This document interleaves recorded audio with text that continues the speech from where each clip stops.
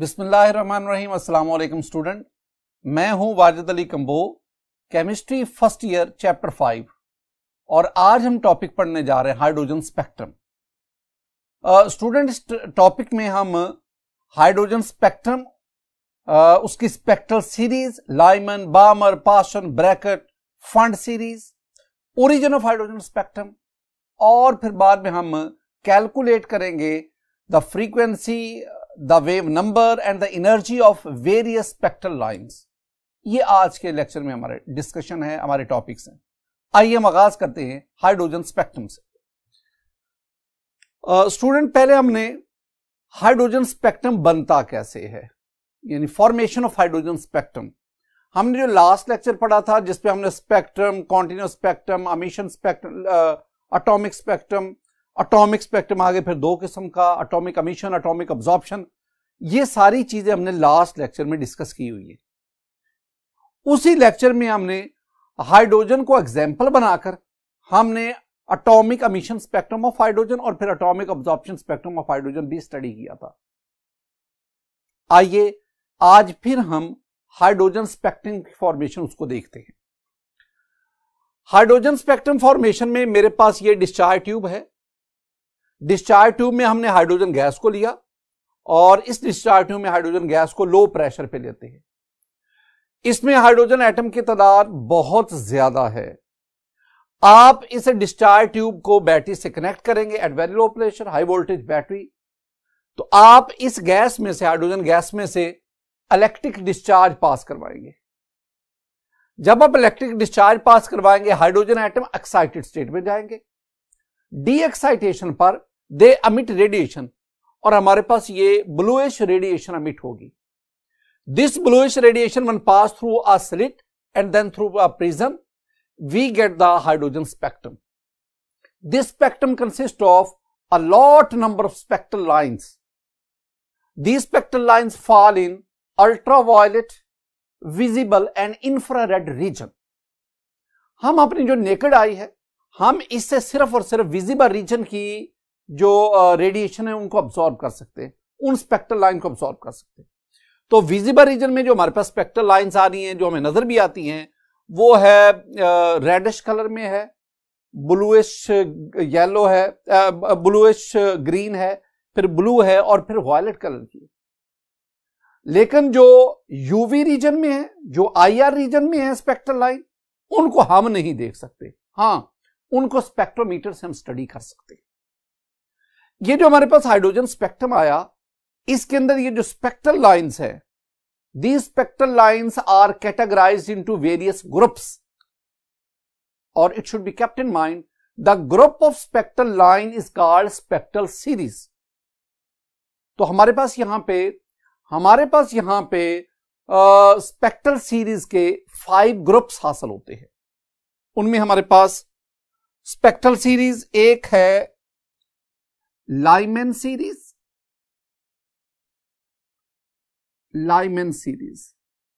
The second one is Balmer series. Student, इसमें ना L silent है तो बाल्मर नहीं, Balmer series. Paschen, PASCHEN, Paschen series. Brackett series and we have Pfund series. इसमें भी P जो है वो साइलेंट है। एक और भी सीरीज है हम फायर सीरीज, हम फायर, लेकिन वो आपके सिलेबस में नहीं है। तो these are 5 series, these are called spectral series. हर सीरीज के अंदर स्पेक्ट्रल लाइंस है। तो मैंने क्या कहा था, the group of spectral line is called spectral series. ये जो इन स्पेक्ट्रल सीरीज के जो नाम रखे गए, लाइमन, बामर, पास्चन, ब्रैकेट, फंड, इनके नाम इनके डिस्कवरर के नाम पे रखे गए, उन साइंटिस्ट के नाम पे रखे गए जिन्होंने इन सीरीज को डिस्कवर किया। माय डियर स्टूडेंट, इन 5 सीरीज में जो पहली 4 सीरीज है, यानी पी फंड के अलावा ये जो पहली 4 सीरीज हैं, they were discovered before the introduction of Bohr atomic model. Bohr atomic model हमारे पास आया था, बोहर्स एटॉमिक मॉडल हमारी बुक में बोहर एटॉमिक मॉडल बताया गया कि ये 1913 में इंट्रोड्यूस करवाया गया था। और ये जो 4 सीरीज हैं, तो यानी पी फंड के अलावा, एक्सेप्ट फंड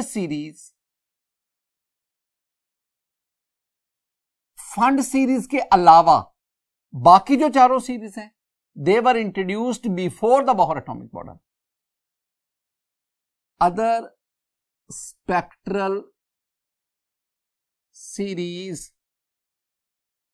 were introduced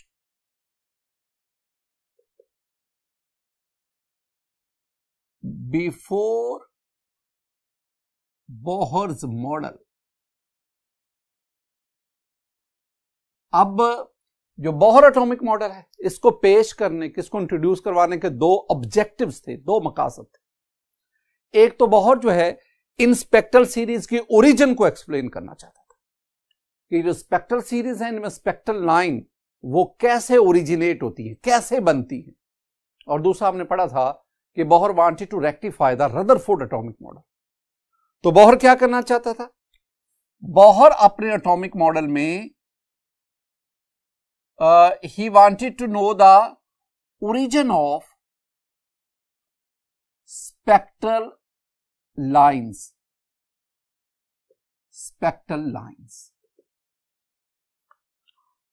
अब हमने क्या करना है? हमारे पास टारगेट ये है कि हम ओरिजिन जानना चाहते हैं। हम जानना चाहते हैं ओरिजिन ऑफ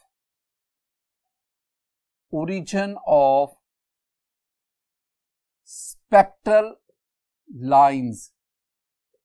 जब हमें स्पेक्ट्रल लाइन की ओरिजिन का पता चलेगा, यानी हम फिर स्पेक्ट्रल सीरीज,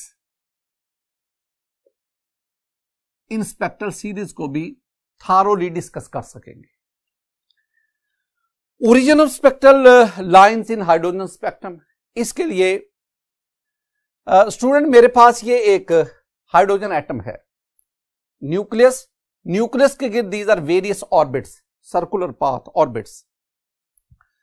अब आप इन तमाम ऑर्बिट्स को प्रिंसिपल क्वांटम नंबर असाइन करें। For first orbit n is equal to 1, for second orbit n is equal to 2, third orbit n is equal to 3, n is equal to 4 for fourth orbit, for fifth orbit n is equal to 5, for sixth orbit n is equal to 6, seventh orbit n is equal to 7।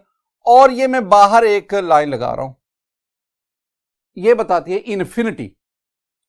Infinity is the point at where the attraction between electron and nucleus vanishes. There is no attraction between electron and nucleus at infinity. कोई attraction नहीं है। तो ये हमारे पास एक hydrogen atom का एक model आ गया। अब जब हम डिस्चार्ज ट्यूब में हाइड्रोजन गैस को लेते हैं, इलेक्ट्रिक डिस्चार्ज पास करवाते हैं, तो हाइड्रोजन एटम्स जो हैं, जो डिस्चार्ज ट्यूब में खरबों के खरबों हैं, तो हाइड्रोजन एटम्स में एक्साइटेशन होती है। एक्साइटेशन मीन हाइड्रोजन में जो इलेक्ट्रॉन है वो फर्स्ट ऑर्बिट से हायर ऑर्बिट में जाता है। तो बाज एटम में इलेक्ट्रॉन सेकंड ऑर्बिट में आ गया, बाज एटम में इलेक्ट्रॉन थर्ड ऑर्बिट में, फोर्थ ऑर्बिट में, फिफ्थ में, सिक्स में, सेवंथ में। इसका मतलब है कि अपॉन हीटिंग और upon passing the electric discharge, the excitation of hydrogen atoms take place at different levels. तो मुख्तलिफ एटम्स में एक्साइटेशन मुख्तलिफ होती है। अब हमारे पास एक्साइटेड हाइड्रोजन एटम्स आ गए, बहुत सारे। मैं एक ही इस डायग्राम में तमाम एटम्स को डिस्कस करता हूं। अब इन एटम्स में इलेक्ट्रॉन फर्स्ट ऑर्बिट की बजाय हायर ऑर्बिट पे हैं, and all these atoms are excited atoms, ये हम सपोज कर रहे हैं। अब excited state of atom is unstable state. अब ये जो इलेक्ट्रॉन है, ये हायर ऑर्बिट से जंप लगाकर लोअर ऑर्बिट पे आएंगे, और बोहर एटॉमिक मॉडल के मुताबिक जब इलेक्ट्रॉन हायर ऑर्बिट से लोअर ऑर्बिट में आएंगे, they emit radiation in the form of photon. अब उस फोटोन की एनर्जी, फ्रीक्वेंसी, वेव नंबर, उसको हम कैलकुलेट करना चाहते हैं। अब इसमें हुआ क्या, ये जो स्पेक्ट्रल सीरीज हैं, ये ओरिजिनेट कैसे हुई, कैसे ये बनी? माय डियर स्टूडेंट, मैं पहले आगाज करता हूं लाइमन सीरीज की। ये मेरे पास हाइड्रोजन एटम जो अभी हम डिस्कस कर रहे हैं, इसके बाद हम आगे प्रिज्म रखा, प्रिज्म के पीछे फोटोग्राफिक प्लेट है। अब हुआ यह है कि पहले यह हुआ कि सेकंड ऑर्बिट से इलेक्ट्रॉन जंप लगा के फर्स्ट ऑर्बिट में आ रहा है, सेकंड ऑर्बिट से फर्स्ट ऑर्बिट में रेडिएशन एमिट हुई। इस रेडिएशन के एमिट होने से हमारे पास फोटोग्राफिक प्लेट पर एक स्पेक्ट्रल लाइन आ गई, स्पेक्ट्रल लाइन। थर्ड ऑर्बिट से इलेक्ट्रॉन फर्स्ट ऑर्बिट में, एक और रेडिएशन एमिट हुई, फोटोन एमिट हुआ, एक और स्पेक्ट्रल लाइन। फोर्थ ऑर्बिट से फर्स्ट ऑर्बिट में, फिफ्थ ऑर्बिट से फर्स्ट ऑर्बिट में, सिक्स ऑर्बिट से फर्स्ट ऑर्बिट में, सेवंथ ऑर्बिट से फर्स्ट ऑर्बिट में। जब इलेक्ट्रॉन इन हायर ऑर्बिट से जंप लगा के फर्स्ट ऑर्बिट में आ रहा है, जो रेडिएशन एमिट हो रही है वो हमें स्पेक्ट्रल लाइंस देती जा रही है फोटोग्राफिक प्लेट पर। All the spectral lines were introduced by Lyman, so they are called Lyman series. These spectral line constitute Lyman series। याद क्या रखना है, Lyman series में वो ऑर्बिट जहां आके इलेक्ट्रॉन फॉल कर रहे हैं, that is the first orbit, और जिस ऑर्बिट से इलेक्ट्रॉन फॉल कर रही है हायर ऑर्बिट, वो सेकंड है, थर्ड है, फोर्थ है, फिफ्थ है, सिक्स है, सेवंथ है। इसका मतलब यह हुआ कि इन Lyman series the lower orbit जहां आके इलेक्ट्रॉन गिर रहा है, दैट इज फर्स्ट ऑर्बिट, जहां जहां से गिर रहा है higher orbit, second, third, fourth, fifth and so on. Very interesting point student. वो क्या, अब ना इलेक्ट्रॉन इंफिनिटी से फर्स्ट ऑर्बिट में फॉल करता है। जब इलेक्ट्रॉन इंफिनिटी से फर्स्ट ऑर्बिट में फॉल करेगा, तब जो स्पेक्ट्रल लाइन बनेगी लाइमन सीरीज में, जो स्पेक्ट्रल लाइन बनेगी, that is called limiting line. तो limiting line in Lyman series is the spectral line when electron jumps from infinity to the first orbit. तो that is the limiting line in Lyman series.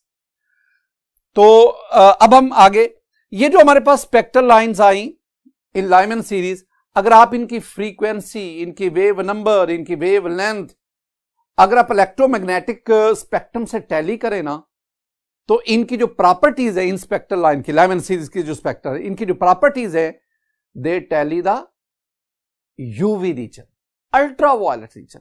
तो हम कहेंगे कि Lyman series की spectral line है वो electromagnetic spectrum में UV region, ultraviolet region उससे टैली करती है। अब हम आगे बढ़ते, माय डियर स्टूडेंट। अब हम बात करेंगे बामर सीरीज। बामर सीरीज, तो बामर सीरीज में हम कहेंगे कि अब इलेक्ट्रॉन थर्ड ऑर्बिट से सेकंड ऑर्बिट में फॉल करता है। जब इलेक्ट्रॉन थर्ड से सेकंड में फॉल करेगा, ये रेडिएशन एमिट हुई और इन्होंने फोटोग्राफिक प्लेट पर हमें एक रेड लाइन दी, रेड लाइन। अब ये जो रेड लाइन आ गई, this red line in Balmer series, this spectral line जिसका कलर रेड है, this one is called H alpha. अब फोर्थ ऑर्बिट से इलेक्ट्रॉन जंप लगा के सेकंड ऑर्बिट में आ रहा है। अब ये जो हमारे पास जो रेडिएशन एमिट हुई, इसने हमें स्पेक्ट्रल लाइन पर एक और ब्लूइश ग्रीन कलर की स्पेक्ट्रल लाइन दी, this one is called H beta. Fifth orbit से इलेक्ट्रॉन जंप लगा के सेकंड में आ रहा है, हमारे पास ये एक और रेडिएशन एमिट हुई, इसने हमें ब्लू स्पेक्ट्रल लाइन दी, this blue spectral line is called H gamma. और सिक्स ऑर्बिट से इलेक्ट्रॉन जंप लगा के सेकंड में आ रहा है, हमारे पास ये रेडिएशन एमिट हुई और इसने स्पेक्ट्रल लाइन पर हमें वायलेट कलर की हमें स्पेक्ट्रल लाइन दी, and this one is called H eta, और some people say that this one is H delta. तो हमारे पास बामर सीरीज में जो स्पेक्ट्रल लाइन आ रही है ना, इन स्पेक्ट्रल लाइन को हम मखसूस नाम देते जा रहे हैं।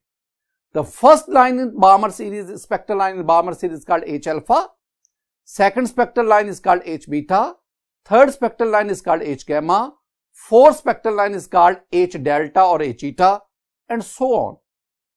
माय डियर स्टूडेंट, अगर आप बामर सीरीज में देखें तो लोअर ऑर्बिट जहां के इलेक्ट्रॉन फॉल कर रहे हैं, जहां के इलेक्ट्रॉन गिर रहे हैं, जंप लगा के फॉल कर रहे हैं, that is the second orbit. कहां से जंप लगा रहे? Higher orbit. थर्ड से, फोर्थ से, फिफ्थ से, सिक्स से एंड सो ऑन। और वेरी इंपॉर्टेंट, ये जो हमारे पास बामर सीरीज की जो स्पेक्ट्रल लाइन है, इनको हमने देखा, इनके कलर्स भी मैंने आपके साथ शेयर किए, यानी ये हमें नजर आती हैं। इट मींस इलेक्ट्रोमैग्नेटिक स्पेक्ट्रम में बामर सीरीज की जो स्पेक्ट्रल लाइन है, they tally to the visible region. तो हम इसे कहेंगे कि ये विजिबल रीजन में फॉल करती हैं। एक बहुत बहुत important point my dear student, very important point, limiting line in Balmer series, limiting line in Balmer series क्या होगा? जब इलेक्ट्रॉन इंफिनिटी से जंप लगाकर सेकंड ऑर्बिट में आता है, तो जब इलेक्ट्रॉन इंफिनिटी से सेकंड ऑर्बिट में आएगा तो जो हमारे पास स्पेक्ट्रल लाइन बनेगी that is called the limiting line. अगर आप उस लिमिटिंग लाइन की प्रॉपर्टीज को इलेक्ट्रोमैग्नेटिक रेड स्पेक्ट्रम्स के साथ टैली करें तो वो विजिबल रीजन में फॉल नहीं करता, that falls in the ultraviolet region. यानी all spectral line in Balmer series, they fall in visible region except the limiting line, and the limiting line in Balmer series, this one is an important MCQ, anti-test का ये important MCQ है। तो the limiting line in Balmer series falls in ultraviolet region, ultraviolet में। Next बढ़ते हैं, अब मैं Paschen series की बात करता हूं। माय डियर स्टूडेंट, जब इलेक्ट्रॉन किसी भी हायर ऑर्बिट से थर्ड ऑर्बिट में फॉल करते हैं, आई मीन 4 से थर्ड में, 5 से थर्ड में, 6 से थर्ड में, 7 से थर्ड में, तो जो रेडिएशन एमिट होती हैं वो हमें स्पेक्ट्रल लाइन देती हैं, एंड दो spectral line constitute the Paschen series. और पास्चन सीरीज की स्पेक्ट्रल लाइन को अगर आप इलेक्ट्रोमैग्नेटिक स्पेक्ट्रम के साथ टैली करें तो they lies in the IR region, infrared region. यानी पास्चन सीरीज में मैं क्या कहूंगा, हायर और लोअर ऑर्बिट जहां पे इलेक्ट्रॉन फॉल करते हैं, थर्ड कहां, जहां से फॉल करते हैं, fourth, fifth, six and so on, और ये IR में फॉल करती है। इस तरह इसकी भी लिमिटिंग लाइन होगी कि जब इलेक्ट्रॉन इंफिनिटी से थर्ड ऑर्बिट में फॉल कर, बिल्कुल इसी तरह ब्रैकेट सीरीज में आए। ब्रैकेट सीरीज में हम क्या कहेंगे कि जब इलेक्ट्रॉन किसी भी हायर ऑर्बिट से जंप लगाकर फोर्थ ऑर्बिट पे आते हैं तो जो रेडिएशन एमिट होती हैं they gives a spectral line and the group of दो spectral lines constitute the Brackett series.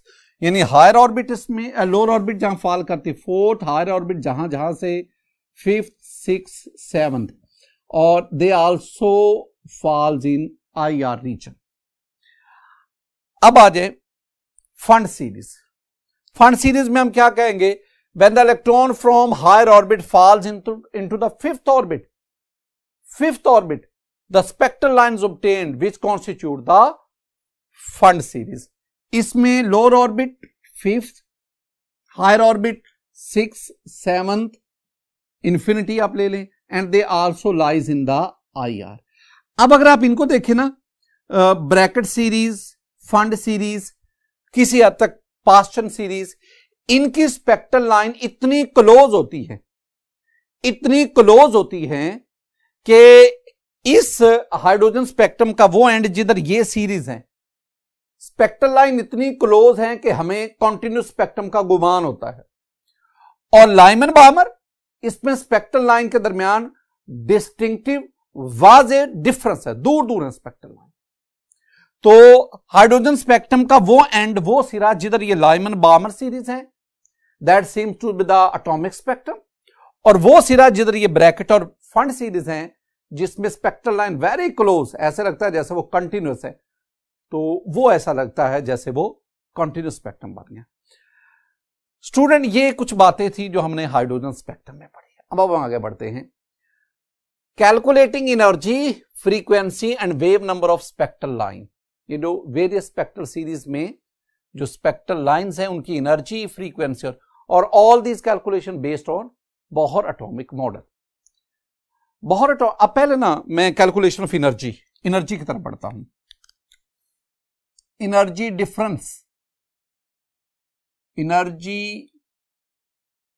Difference between two orbits, energy difference को हम डेल्टा ई से जाहिर करते हैं। अच्छा माय डियर स्टूडेंट, इसमें एक बात ज़हन में रखनी है, जहां मैं n1 लिखूं ना 1, तो इससे मेरी मुराद होगी लोअर ऑर्बिट, और जहां मैं n2 लिखूं इससे मेरी मुराद होगी हायर ऑर्बिट। तो ये 1 और 2 का मतलब ये नहीं लेना कि first and second orbit, no, 1 और 2 का मतलब है 1 मीन लोअर ऑर्बिट और 2 मीन हायर ऑर्बिट। अगर मैं एनर्जी का वो एक्सप्रेशन जो हमने बोहर एटॉमिक मॉडल में कैलकुलेट किया था, एनर्जी का एक्सप्रेशन, उसका लिखूं तो E is equal to Z square E4m over 8 epsilon naught square H square N square. अब इस सारे में अगर हम Z को 1 कंसीडर करते हैं for hydrogen atom, Z is equal to 1, अगर आप Z को 1 लेंगे तो ये फैक्टर यहां से खत्म हो गया, ये खत्म हो गया। अब नेक्स्ट माय डियर स्टूडेंट, ये सारे के सारे जो है ना, ये सारे के सारे कांस्टेंट्स हैं। E चार्ज ऑन इलेक्ट्रॉन, उसकी वैल्यू आपको पता है 1.6022 10⁻⁻19 coulomb. M mass of electron 9.1095 cross 10⁻³ kg। Epsilon not that is the permittivity in vacuum, इसकी वैल्यू का आपको पता है 8.84 10⁻12। H प्लैंक्स कांस्टेंट, इसकी वैल्यू का आपको पता है 6.626 10⁻34 जूल सेकंड। इसका मतलब ऑल दीज आर कांस्टेंट, ये सब के सब कांस्टेंट हैं और इन तमाम कांस्टेंट की वैल्यू का आपको पता है। अगर हम इन तमाम कांस्टेंट की वैल्यू यहां पे पुट करेंगे ना, तो हमारे पास जो आंसर आएगा वो आएगा E that is equal to यहां माइनस 2.18175 क्रॉस 10⁻⁻18 और ये n स्क्वायर है तो over n square joule per atom. ये जो मैं बात कर रहा हूं ना, ये सारे के सारे हम पीछे कैलकुलेट करके आए। अब आपने क्या करना है, मुझे कहा जाता है कि आप ना किसी भी दो ऑर्बिट के दरमियान एनर्जी का डिफरेंस डेल्टा ई कैलकुलेट करें। तो मैं क्या कहूंगा, मैं लोअर ऑर्बिट n1 पहले इसको n1 के लिए लूंगा, फिर मैं इसी रिलेशन को n2 के लिए लूंगा। तो फॉर n1 तो मैं लिखूंगा E1 that is equal to -2.18 cross 10⁻⁻18 over n1 square joule per atom. My dear student, इस तरह मैं अगर E2 के लिए लिखूंगा तो मैं लिखूंगा -2.18 cross 10⁻⁻18 over n2 square joule per atom. अब हम जानना क्या चाहते हैं, हम डेल्टा ई जानना चाहते हैं। डेल्टा ई का मतलब क्या है, डेल्टा ई का मतलब है E2 माइनस E1। क्या मतलब, पहले आप E2 लिखे, ये वाली वैल्यू इधर पुट करें, -2.18 क्रॉस 10⁻⁻18 ओवर n2 स्क्वायर और माइनस, और ये माइनस और माइनस क्या हो गया प्लस, और ये आपके पास चला गया n माइनस और माइनस क्या हो गया प्लस, और ये आपके पास चला गया n1 स्क्वायर, और इस सारे को हम कहेंगे this one is joule per atom, atom -1। अब आप इसको कैलकुलेट कर लें, इसमें ये दोनों चीजें कॉमन हैं, इसको साइड पे ले आए, तो ये माइनस वाली को इधर और प्लस वाली को इधर, तो आपके पास जो फाइनल रिलेशन आएगा that is delta E that is equal to -2.18। तो अब ये अगर इधर चला जाएगा तो ये तो प्लस हो गया, 2.18 cross 10⁻⁻18 1 over n1 square minus 1 over n2 square. Joule. ये मेरे पास रिलेशन आ गया। My dear student, this one is the relation of difference in energy. अब हम आगे बढ़ते हैं। मैं आपसे कहता हूं कि अब आप ना फ्रीक्वेंसी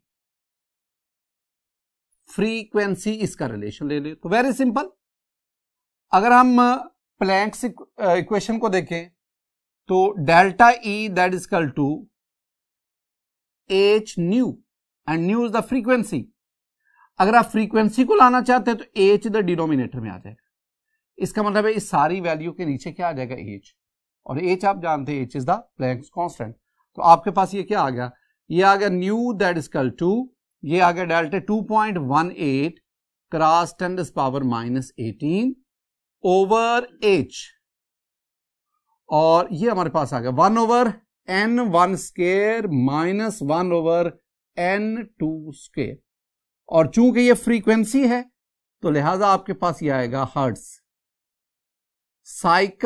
साइकिल पर सेकंड ले ले, या आप इसे क्या कह लो, हर्ट्ज कह लो।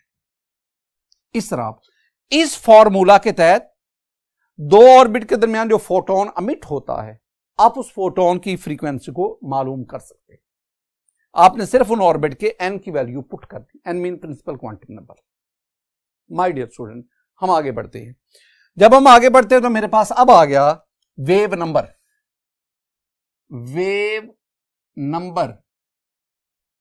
हम वेव नंबर को न्यू बार से जाहिर करते हैं, और c is equal to nu is equal to c nu bar. Nu frequency, c velocity of light, and nu bar is the wave number. और अगर मैं न्यू बार जानना चाहता हूं तो डेफिनेटली ये इसके डिनोमिनेटर में आएगा। तो आपके पास आ गया nu that is equal to nu over सी।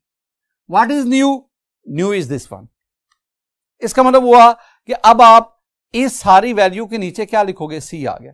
सी यहां पे लिखोगे, एच यहां पे लिखोगे, तो आपके पास ये आ गया 2.18 cross 10⁻⁻18 over H C, 1/n1 square minus 1/n2 square. और इसका जो यूनिट है न्यू बार के यूनिट क्या आएगा, per metre. My dear student, here we have very important point. ये जो सारे का सारा फैक्टर है ना, अगर आप इसको सॉल्व करें, ये आपने कैलकुलेट कर लिया, ये सारे का सारा कॉम्बिनेशन है, ये सम है, ये सोल्यूशन है कांस्टेंट्स का। एच भी constant, C velocity of light that is also the constant. अगर आप एच की वैल्यू यहां पे पुट करें, सी की वैल्यू यहां पुट करें, तो माय डियर स्टूडेंट जो आपके पास आंसर आएगा ना, that is called RYDBERG,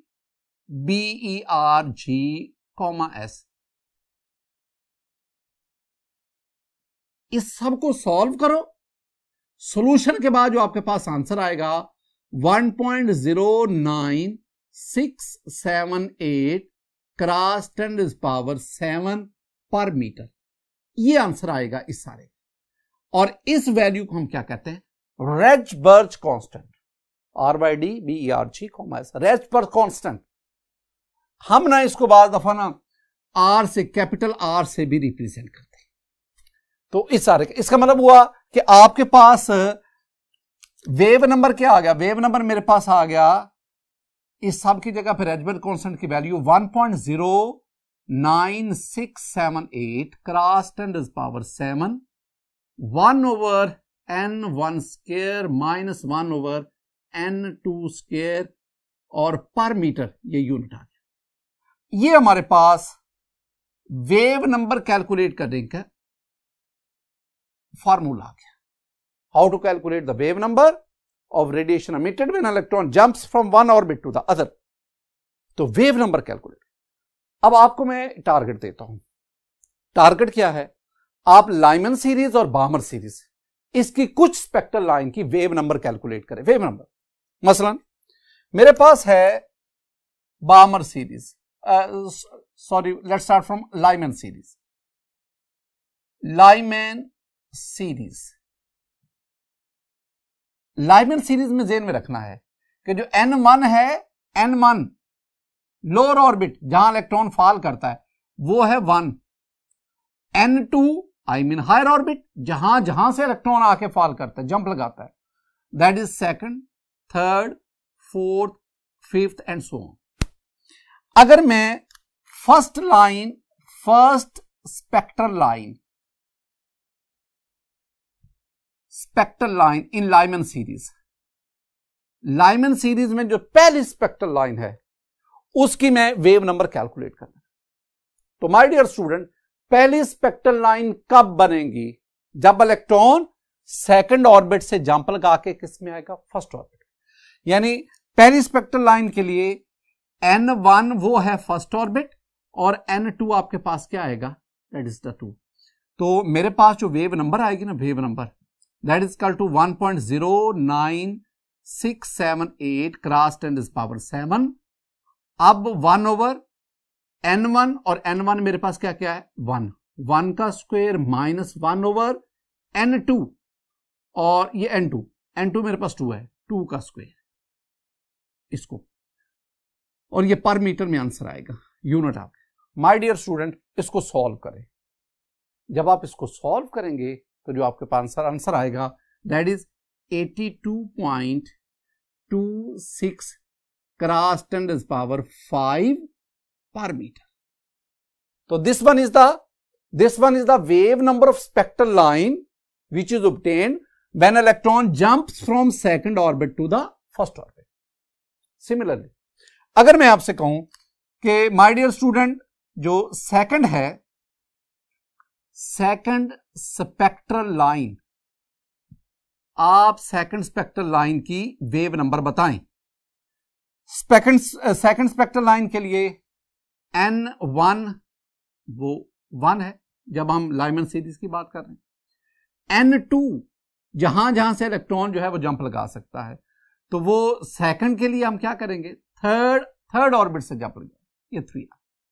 again the same formula, the formula is wave number 1.09678 10⁻⁷, this one is the Rydberg constant, और 1 ओवर, अब N1 हमारे पास क्या है?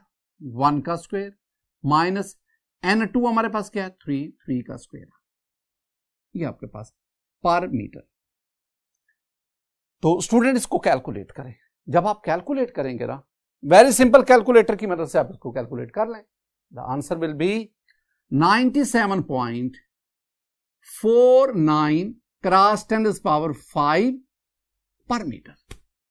इसका मतलब है इसकी जो वेव नंबर है वो जरा बढ़ गई, आगे बढ़ गई। हमारे पास आ गई एक लिमिटिंग लाइन।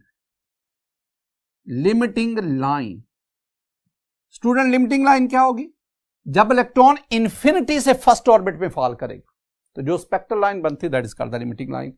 अब इसमें इसको कैलकुलेट करो तो ये वेव नंबर 1.09678 10⁻⁷, 1 ओवर 1 का स्क्वायर यानी फर्स्ट ऑर्बिट, और कहां से? इन्फिनिटी से, तो इन्फिनिटी का स्क्वायर, तो इन्फिनिटी का स्क्वायर यही आ गया, तो पर मीटर।